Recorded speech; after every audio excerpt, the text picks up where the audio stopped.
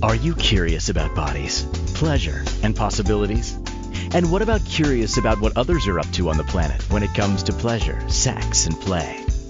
Have you considered what pleasure can do for your life, your body, and your bank account?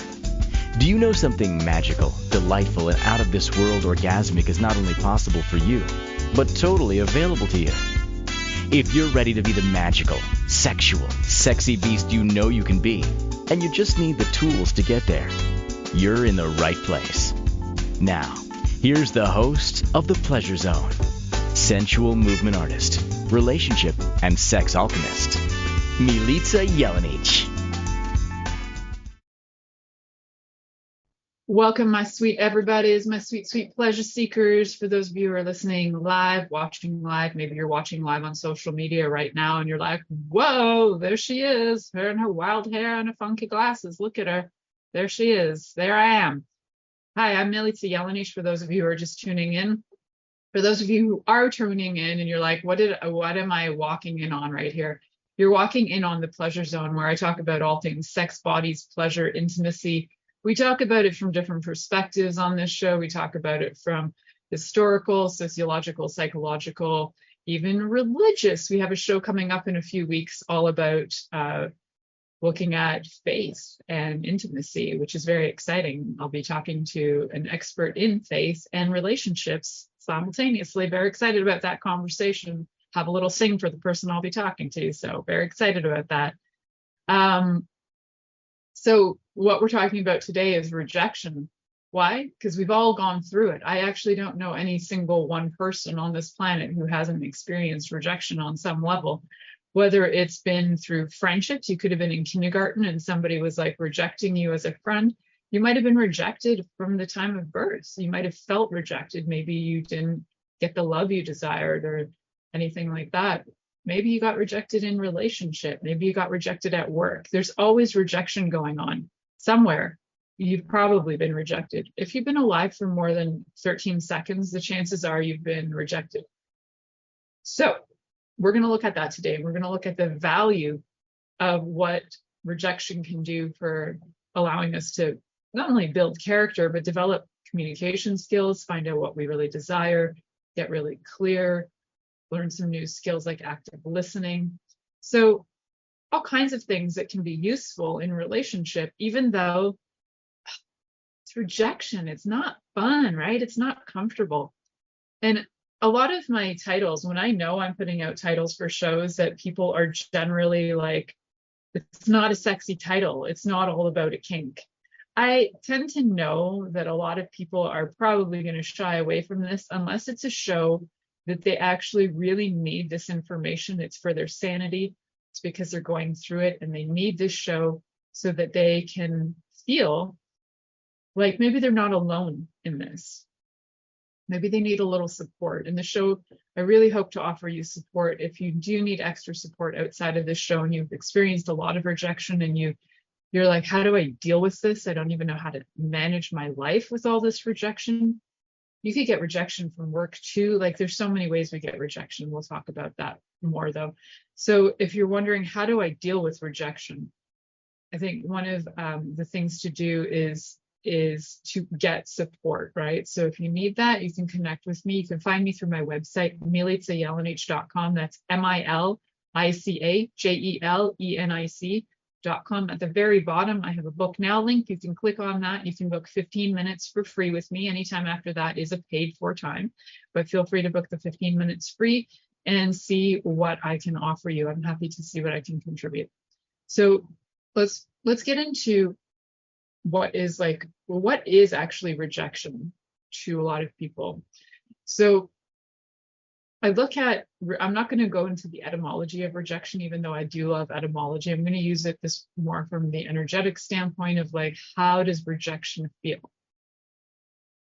And for a lot of people, rejection feels like you're being cut off, right? So as much as you're trying to include yourself in a relationship, to be invited into something, it's like you're not being invited in, so that's a rejection. Or you've asked for an invitation and they've outright rejected you, saying, no, you're not allowed in.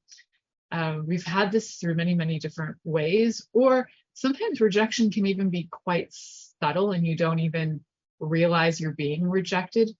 So if you're in a relationship where your partner is, maybe you feel neglected, maybe your partner is very self-involved or their life is very busy, they might be a workaholic, they might be, they might have a lot of things that they do on their own and you're not involved, so you might feel rejected. A lot of times, if your love language isn't being delivered, you'll feel rejected as well. So where there's no love there, or where there seems to be no love, where you're not seeing the love that you would like to see, it can feel like rejection. So how do we deal with these things? Because it seems really abstract that rejection could actually provide an opportunity for growth.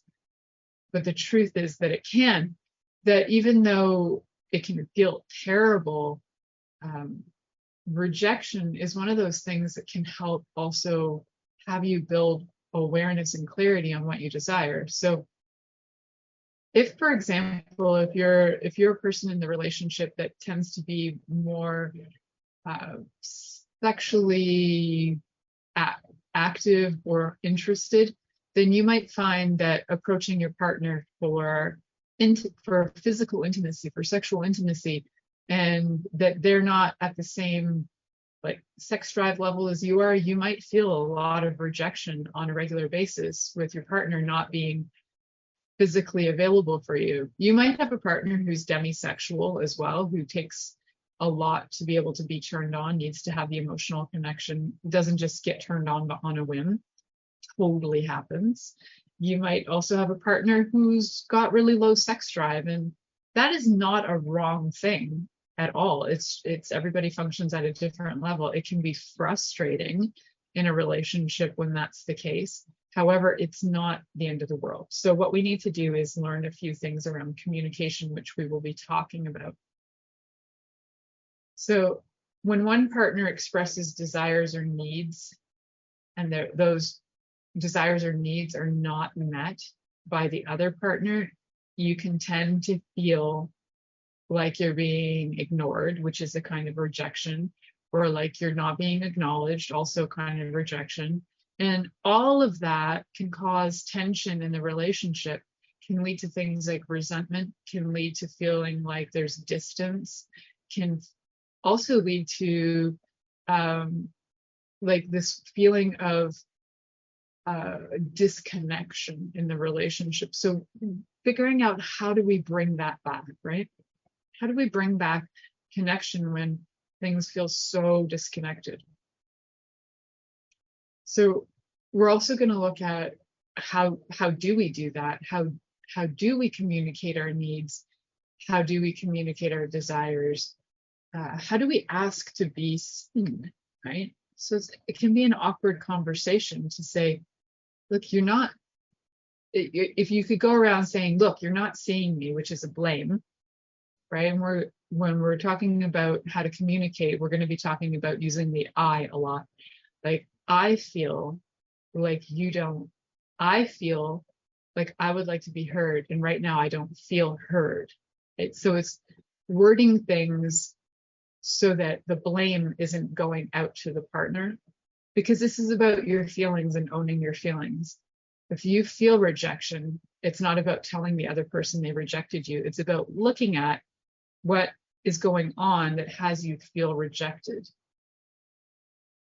It's big, it's deep, isn't it? Yeah. So we're going to look at how rejection can be this really great tool for growth, for bringing about more dialogue, for being really open about what's coming up for you. And we also want to see rejection as a sort of a way to open the doors, rather than rejection as a way to create fights, right? Sometimes rejection will lead to fights. Like, you're not doing what I want. You don't provide blah, blah, blah. You, right? And all the blame, right, goes out. So as all that blame goes out, we forget that the thing that we're really asking for is somewhere deep inside of us, and we haven't really looked at what is it.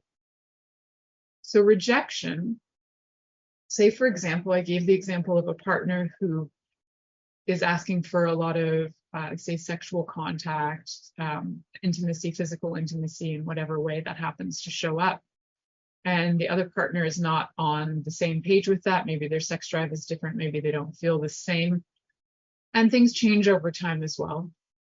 So for the person feeling rejected, the one who's asking and being told no, that feeling of rejection is something to look at and go, what is it that I feel would be met if my partner were to provide me with A, B, C, and D? If my partner were to provide me with like all the sex I ever asked for, would I be fulfilled?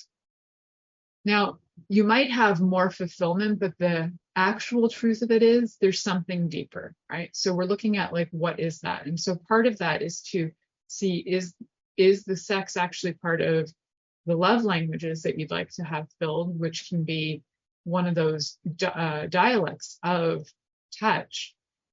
But ultimately, let's go deeper. So if there is that rejection and you're like, wow, I really don't feel loved, my partner doesn't, obviously isn't turned on by me because they're not having sex with me 12 times a day. Obviously, there's a problem here. Obviously, I'm rejected. So if you're feeling like all of this must be so obvious, it might not be so obvious to your partner. They honestly might not even know that they have rejected you. They might truly be thinking, all I said was no a few times, but in the person feeling rejected might feel like that rejection has been said 1,000 times. So all they hear is no, no, no, not interested. And so then the rejection comes in, stories get told, and the person who feels rejected, the person who's saying no might not even realize what's happened. Conversation needs to take place. So what is really going on? So I'm going to take this to the sexual rejection because this is usually the conversations I have with a lot of my clients, is like that it really comes down to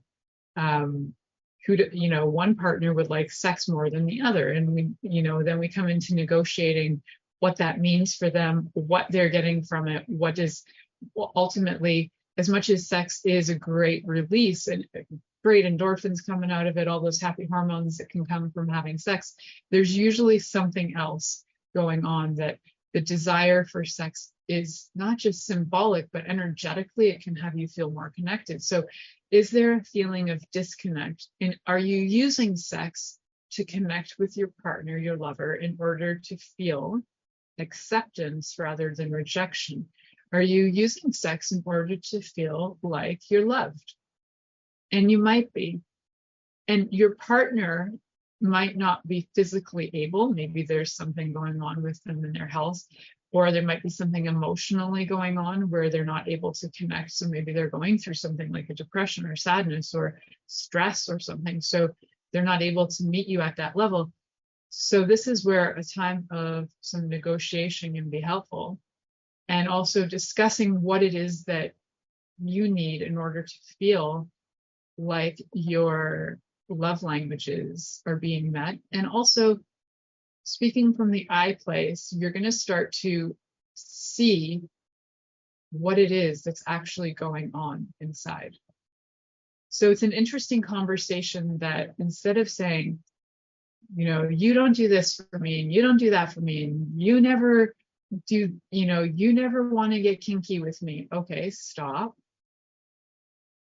And think, how would we turn that into an I statement? Okay, you never want to have sex with me. Stop. What is the I statement? Is I really enjoy having sex with you, and I would really like to have more sex with you. I really enjoy your body, and I find you really sexy. Do you think we could have more intimacy, more sexual time together? Do you think we could have more sex in general? Do you think we could maybe even, it's okay to put it on the calendar too, guys. Can we set aside time for this? Because this is something that's really important to me. And when we have sex, I feel more connected to you. I feel more calm. And I feel like my needs are met. How do you feel about that? So including your partner in that, asking them how they feel about it, because the likelihood is they don't even realize half the time that this is going on. We often think that our partners must be psychic. They've been with us for X amount of time. They should know by now, right? And we do this thing where it's like really funny.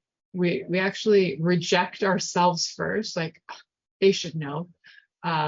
So I shouldn't have to acknowledge my own feelings. You see what I'm saying? Self-rejection. And then we're like, but wait a second, they're rejecting me. No, actually, you rejected your feelings first because you weren't willing to state them, because you assumed that your partner is God or is an extreme psychic. And even when you are with a psychic, they don't always know where those feelings are necessarily coming from, and they can feel it. And also not their job to read you 24/7, because do you really want them to? I'd say you don't, just saying. So from experience, I'm saying, so even if you're with the psychic, you don't want them to read your brain 24/7. Don't pretend like you do, because you don't. So we are actually going to go to our first commercial break, because I just realized it's commercial time. So you're listening to The Pleasure Zone here on Inspired Choices Network, and we'll be right back after this commercial. Are you secretly a voyeur, wondering what's going on in other people's sex lives? What if now is the time for a totally different sexual evolution? Are you interested in people who are pioneers of different sexual and pleasurable practices? Lean in now with Milica Jelenic, where she will entice you and your body to know your own pleasure zone. On the Pleasure Zone radio show with sensual movement artist Milica Jelenic, you'll receive tools, inspiration, and a foundation to allow yourself to receive more in your sex life, and quite possibly other areas of your life as well. Listen for The Pleasure Zone with Milica every Monday at 8 p.m. Eastern Time, 7 p.m. Central Time, 6 p.m. Mountain Time, and 5 p.m. Pacific Time on InspiredChoicesNetwork.com.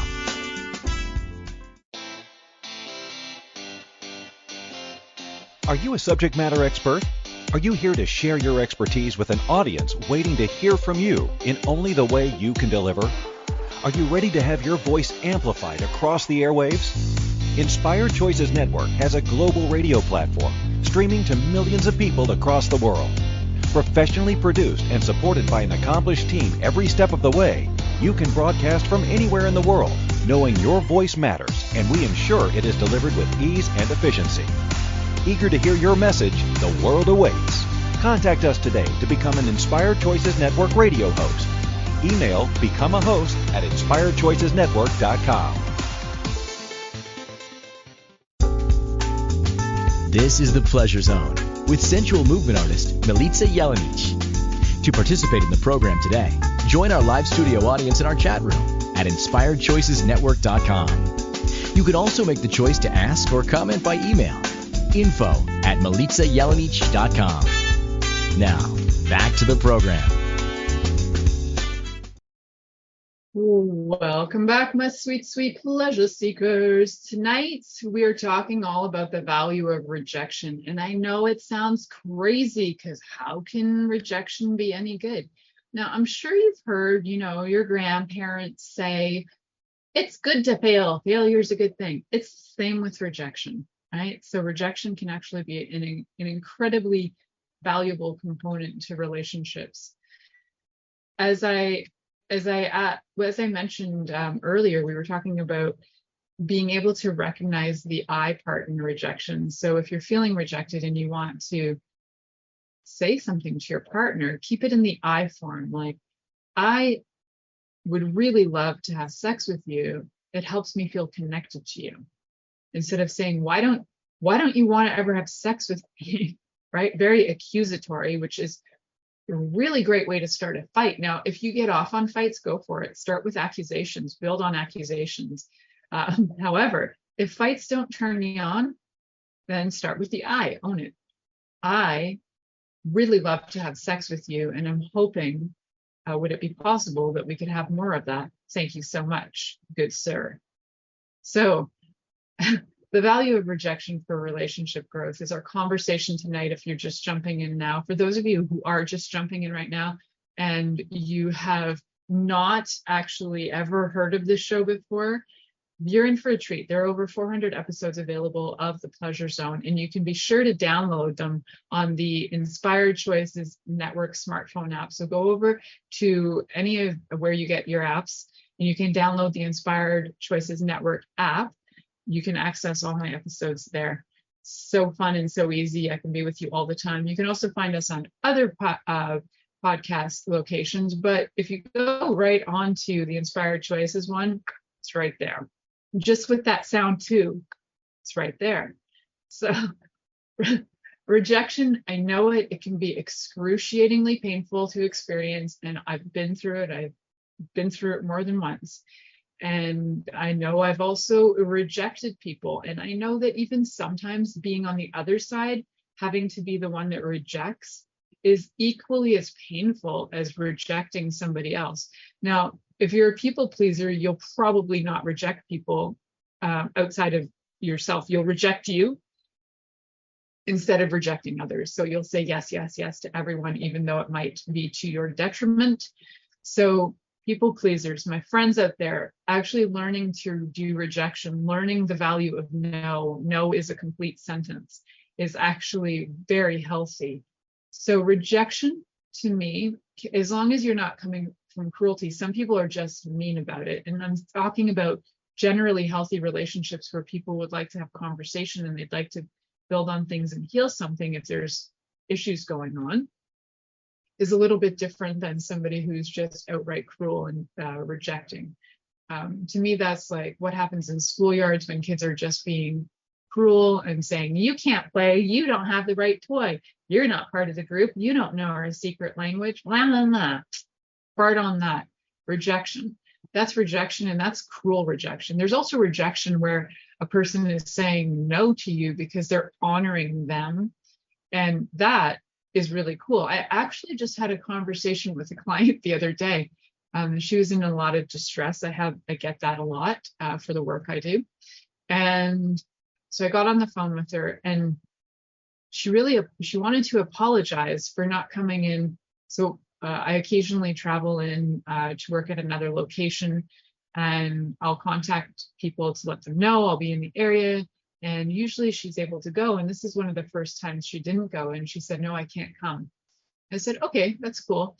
And she apologized to me. And I said, oh, darling, you have no idea how proud I am of you, because usually you will go out of your way and actually make yourself almost exhausted to try and come and see me, to be a people pleaser. And this is progress. To me, this is progress, that you honored you and you said no. She was kind of confused by it at first. And then she was like, wow, thank you for like not being weird. I'm like, why would I be weird about it? I'm not, you owe me nothing, honestly. So, and I owe you nothing. Like, we're very clear on that. Like, you come when you require it and you don't come if you don't require it. And I think for her, it was one of the first times she didn't have to people please, maybe in the good 70 years of her life. So I value when people can do that. So for me, the value of rejection and people saying no to me, I've actually practiced receiving no for a very long time. Even years before I even got into business, I would practice no's in the weirdest ways. And then sometimes I needed to practice yes as a response too, because I was expecting a no, because I would ask for things that were kind of like ludicrous to people I thought would only say no. I'll give you an example. When I was in my 20s, I was walking around the streets of Toronto. I wasn't a street walker. I didn't live on the streets or anything like that at the time. I have never lived on the streets. I've come close, but I haven't. So I was walking around the streets and I bumped into somebody who was asking for money. And I said, oh, well, actually, I probably have less money than you. He's like, what do you mean? I'm like, well, I owe money to the government right now for my like student loans. I owe like 30 something thousand dollars. Do you owe money? He's like, no. And so you have zero and I have negative 30,000. So you have more than me. Would you give me money? And he actually stopped for a second and he thought about it and he went to go hand me money. And I was like, it's actually okay. I just wondered if you'd be willing to give me money. And I had on occasion also asked other people for money too, just to see if I would get it. Not from like a perspective of, oh, they owe me or something. It was like a curious social experiment. If there had been social media back then and I had filmed all that, I probably would have gone viral, but you know, there wasn't. So now there's all these other people going around doing the same thing. And I'm like, y'all stole my ideas, but that's okay. I'm all about learning about rejection and learning to receive no's. And sometimes asking the most ridiculous times for things is fun, like going to a restaurant, even though knowing you could pay for it. How fun is it to just go, hey, could I get this for free? And sometimes it's weird. People will actually say yes. I generally pay anyway, but it's fun to just ask and see. So you can practice no's, you can practice rejection with things that aren't significant to you, with things that aren't gonna break your heart, so that when you are in a relationship and somebody might say no to you, it's not as biting as it might feel. You might feel rejection can almost feel like a venom that gets in your body and it's like a poison and you don't know how to get rid of it. And then it turns into anger and hate and resentment and all this other stuff. So if you don't reject you first, if you learn the value of no, and you can like go out and receive no's and it's just like very casual, you can also get that you are being supported in this process of receiving no's. And the value of rejection is to learn how to do that. And so I'm just giving you that one example of going out and receiving random no's.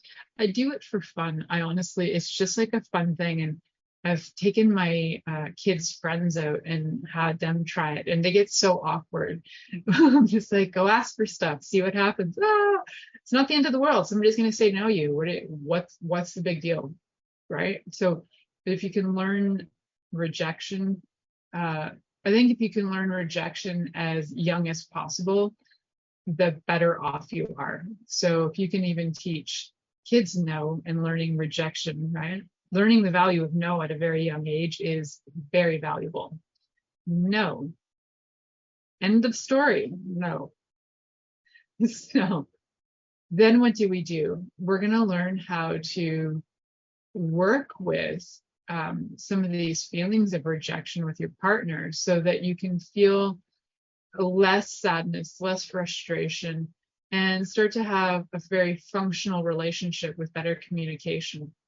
So what does better communication look like? I'm going to give you a few clues on some better communication.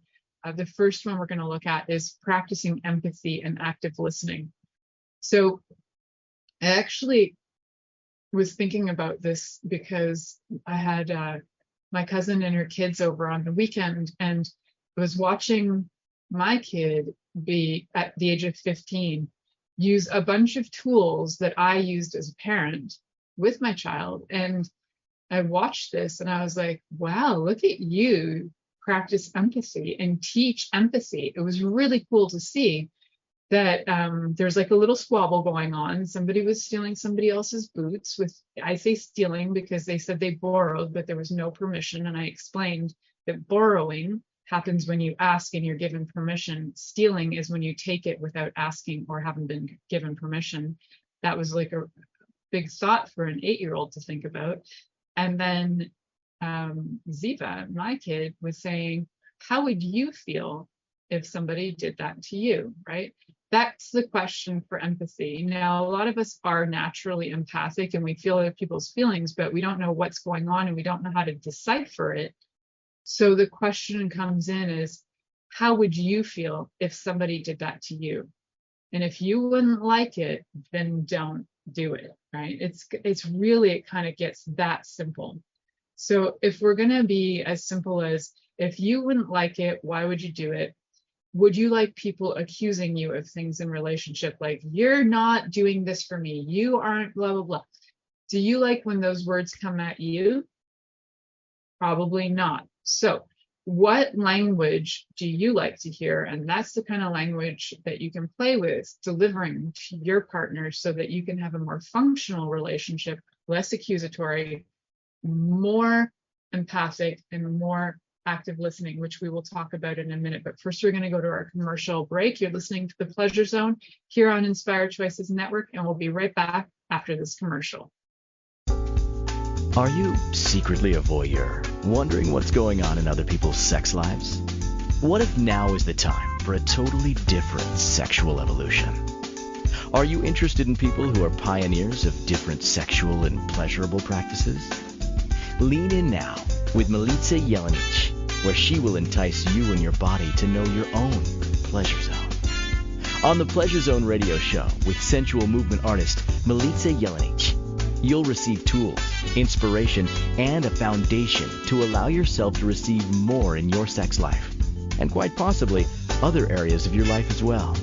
Listen for The Pleasure Zone with Milica every Monday at 8 p.m. Eastern Time, 7 p.m. Central Time, 6 p.m. Mountain Time, and 5 p.m. Pacific Time on InspiredChoicesNetwork.com.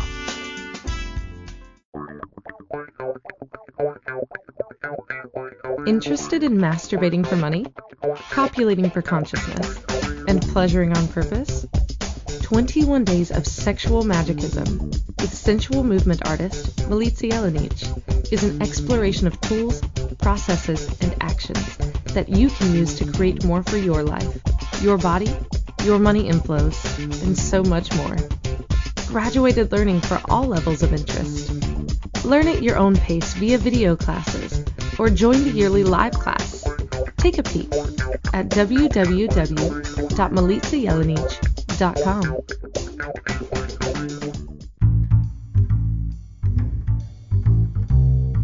How wonderful would it be to carry your favorite Inspired Choices Network host with you throughout your day? Well, now you can. Inspired Choices Network now has its very own mobile app. Our free app offers live streaming shows, along with thousands of podcasts and TV episodes. Our shows cover a wide variety of topics. Whether you're waking up with us, carrying us through the day, and taking us to bed with you, we're always here for you to enjoy. We're easy to find. Just search for Inspired Choices Network in the Apple App Store or Google Play Store.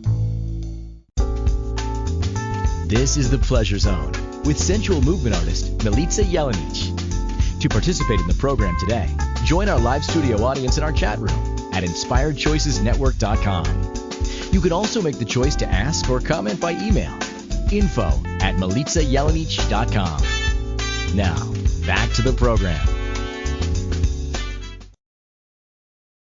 Welcome back, my sweet pleasure seekers. Tonight we were talking about receiving rejection and the value of rejection and what can it do for our relationships. So just before we went to break, I was talking about practicing empathy and active listening. And one of the things with practicing empathy is to be able to put yourself in the other person's shoes. And I think one of the questions that is the simplest to ask is, how would you feel if you said those things that you said to you? How would that make you feel? It actually has you stop for a second and become much more conscious and aware of what you're saying or being or doing.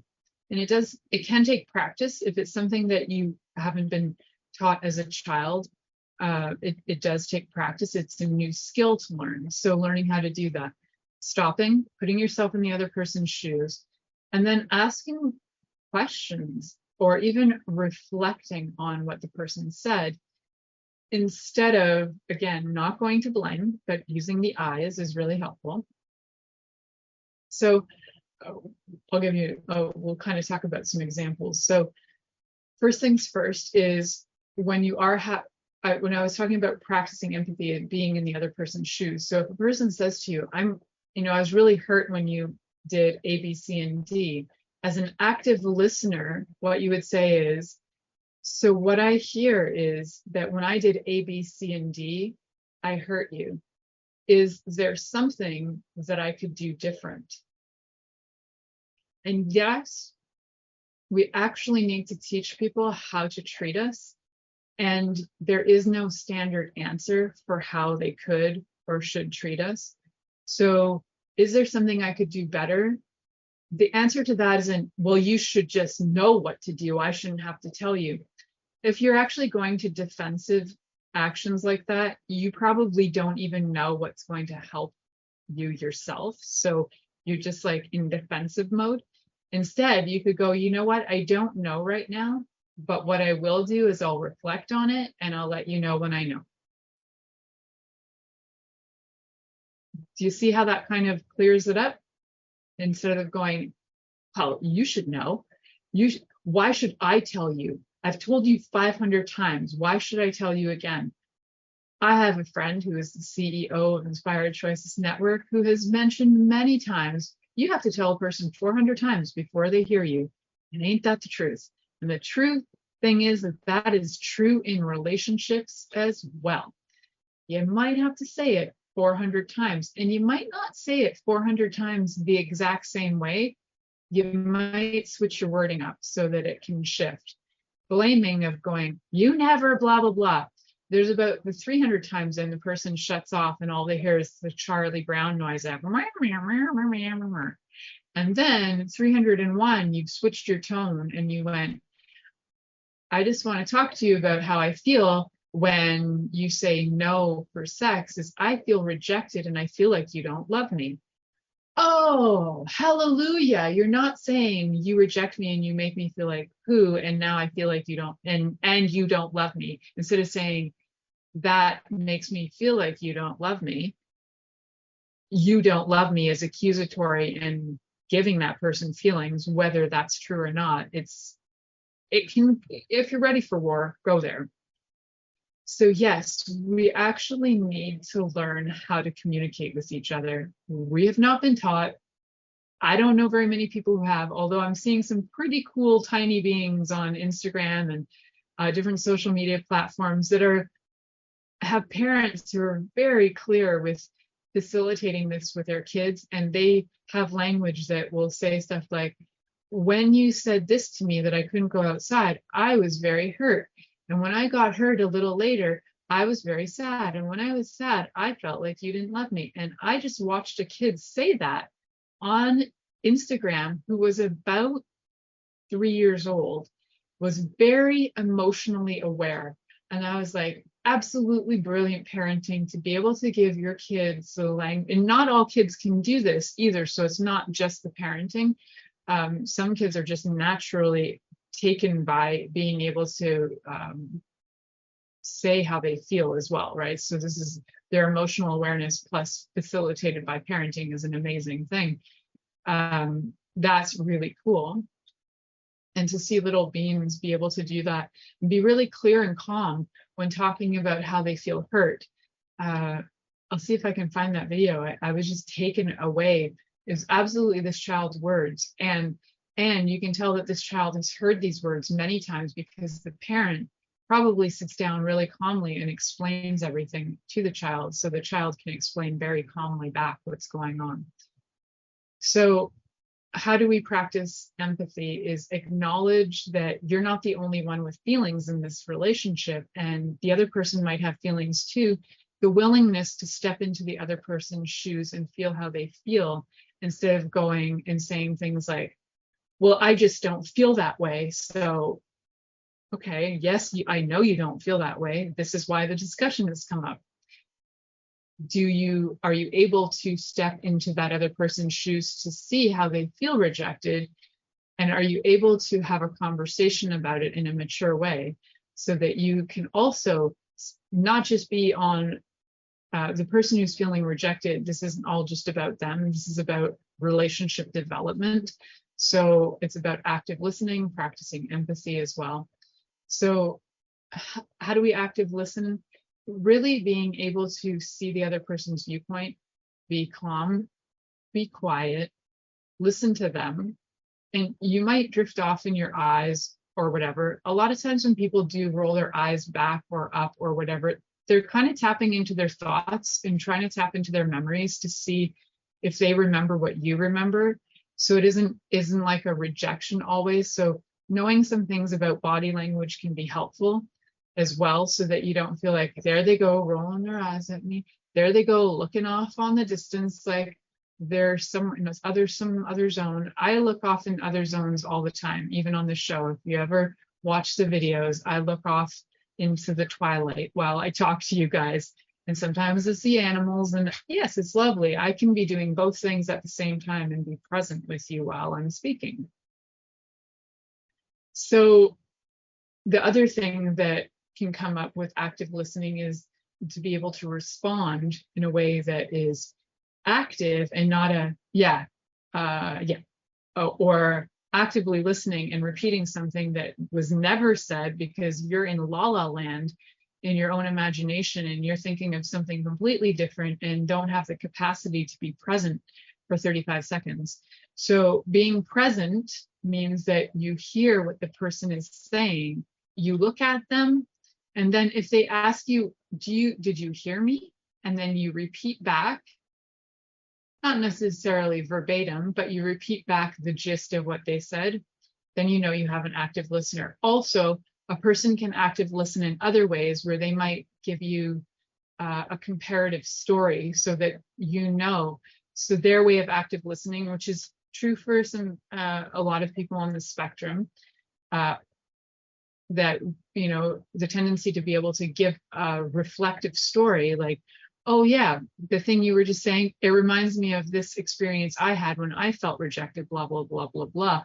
It's their way of active listening, acknowledging you through their story, because they need to be able to identify themselves in the story. And that's how they can practice empathy, is by identifying with you in their story, to be able to have empathy for you by knowing what it felt like for them. I hope that makes sense. That might sound a little wrapped around. Okay, moving right along. I think I could talk about practicing empathy and active listening for an entire episode, but I won't right now. Practicing empathy is super useful when it comes to communicating your desires in sex, your desires in general, but especially your desires in sex. Practicing empathy and active listening are good tools for both parenting, for intimate relationships, and also for employees and employers. Practicing these tools for any relationship you have is fantastic. I just happen to be relating this today to partnerships, whether you're, you know, married or you're in partner with one person, or if you're in those polyamorous relationships we talked about a few episodes ago. Practicing empathy and active listening is relevant to all relationships, no matter how many people are involved.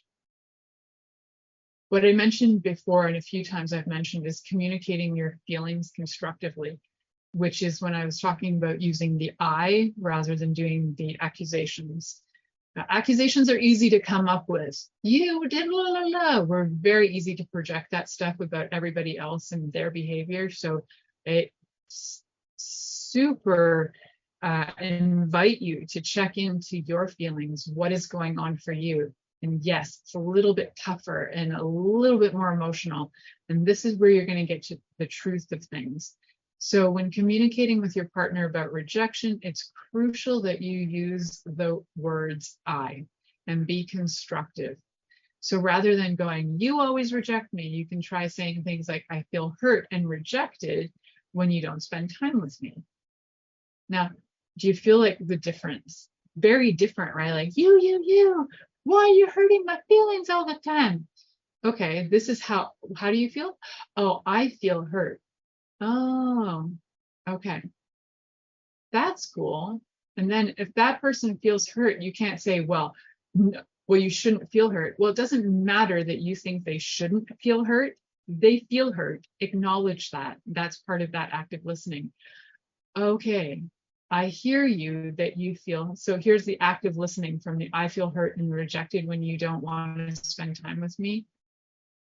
I hear you. What I hear is that you feel hurt and rejected when I don't want to spend time with you. I hear you. And are there some ways that we could spend time together that we would both enjoy? Would you like to explore some ideas? And I think when it comes down to that, sometimes having a sex and intimacy coach or a relationship coach come in and assist with that is helpful.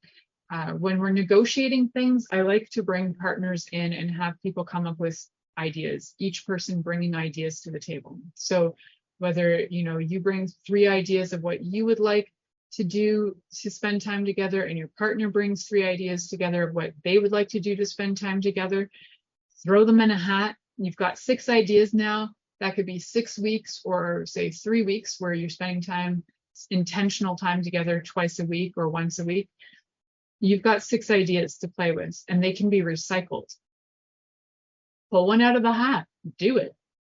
And it's not like, oh, I got yours again. Well, you've got 3 of each in there. The chances are you're gonna, you pull one out, goes into the next hat for the next 6 times, right? So you're not gonna repeat the same one over and over again. You'll get to be able to do the things together that you both enjoy.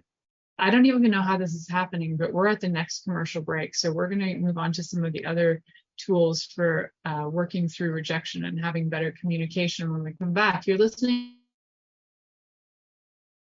to the Pleasure Zone here on Inspired Choices Network, and we'll be right back after this commercial. Are you secretly a voyeur, wondering what's going on in other people's sex lives? What if now is the time for a totally different sexual evolution? Are you interested in people who are pioneers of different sexual and pleasurable practices? Lean in now with Milica Jelenic, where she will entice you and your body to know your own pleasure zone. On the Pleasure Zone radio show with sensual movement artist Milica Jelenic, you'll receive tools, inspiration, and a foundation to allow yourself to receive more in your sex life, and quite possibly other areas of your life as well. Listen for the Pleasure Zone with Milica every Monday at 8 p.m. Eastern Time, 7 p.m. Central Time, 6 p.m. Mountain Time, and 5 p.m. Pacific Time on InspiredChoicesNetwork.com. This is the Pleasure Zone with sensual movement artist Milica Jelenic. To participate in the program today, join our live studio audience in our chat room at InspiredChoicesNetwork.com. You can also make the choice to ask or comment by email, info@milicajelenic.com. Now, back to the program. Welcome back, my sweet, sweet pleasure seekers. Tonight, we are talking all about rejection and certain things that can make us feel rejected, whether it's behaviors or mannerisms or words or actions, and how do we communicate what's going on without being accusatory and creating any warfare in relationships, whether that's with a friend, a partner, or anything like that. So one of the things might be saying, I feel rejected when I see you rolling your eyes. And then, your partner could be like, oh, wait a second. I didn't know that, because right now I'm just thinking. So it can really just be that. It can be as simple as that. Or it can be like, when you don't want to spend time with me, I feel like you don't love me. Ah, okay. So what can we do to change that? So do you see how, even though it started with, when you don't want to spend time with me, I feel like you don't love me, it's similar. It's similar to I feel hurt and rejected when you don't want to spend time with me. Similar words. It's definitely not saying you always reject me. It's just saying, when you do this, this is how I feel. I feel this when you do this. It's very similar. So it's not that there's a perfect thing with this, and definitely practice the language and practice keeping it in the I, practice keeping it personal to your experience and what you're going through. Or, I feel like you don't even have to do things like, you remind me of my mother. No, it's not really that. It's I feel, so what is it about your mother that's going on that's pissing you off? Does your mother make you feel unloved? Then you would go to, I feel unloved when you leave dirty clothes on the floor. Oh, okay. So it's not you remind me of your mother when you leave dirty clothes on the floor. That's like, what? The person will just be like, what are you, I'm not your mother. What are you talking about? It's not that. It's the underlying feeling of whatever it was about your mother or the emotion behind it. So we're always looking at like what's triggering you. There's an emotion or an action that created an emotion that's triggering you to have these things come up, and be able to then dissect that and go, because we're going to dissect it, it's going to be big. It's usually quite simple. Wanting to be loved is usually what it comes down to. And we're just trying to find out how we don't feel loved and finding ways to feel loved, right? If we're going to really simplify it. So one of the things we also, is also really helpful in creating better communication is avoid making assumptions. You know that saying, it makes an ass out of, well, everyone. That's the ask everyone word. But assumptions are big, and assuming what your partner's motives or feelings are is cray-cray. We don't know, and it can change all the time. Even assuming your own actually can be crazy, because you're like, I definitely know how I feel. Well, you feel angry right now, but you might be so angry you don't know what is causing that, or what has triggered you. And even though you're like, well, you did it again. Okay, well, the last time we talked about that, something got resolved. So you did it again. What is it that's underlying that, right? And I actually encourage you not to necessarily try and psychoanalyze your partners, because that just gets messy too. It is more helpful to bring in other people. People who are neutral parties can be helpful, even if it's not like a relationship coach or a sex and intimacy coach. Having a third neutral party can be helpful. Some people use counselors, or some people go to their priests or whatever. So having somebody that's neutral is helpful. Having some training is helpful too, so you don't have your friends bringing in their opinions. All right, so although I do work with my friends, and that takes a lot of practice to be neutral for people when they're your friends. So it can be a little bit easier to jump to conclusions for sure, and we try our best not to. So instead of jumping to conclusions, you might want to say something like, I'm feeling rejected right now. Can you help me understand why you don't want this anymore? So if, say, for example, you're asking for sex and your partner's like, no, I don't want it. I'm feeling rejected right now. Can you help me understand why you don't want this anymore? Would be like an answer. It would be like a question that you might ask. If you've been having sex with your partner forever and all of a sudden they don't want it anymore, they might not even know why. Something might have changed. Some emotional stuff might be up in the air. You might have said something that triggered them and they just didn't want to talk about it. However, not talking about it is going to create havoc. So definitely work through it, have some conversations, bring in a negotiator, get some assistance. Always reconcile the underlying issues, because there's generally a lot going on underneath. So if there are issues of partnerships, friendships that are going on, you got to look at all that deeper underlying stuff, and having a support group for that, whether it's you counselors or your coaches, can be helpful as well. And communicating when you feel rejected.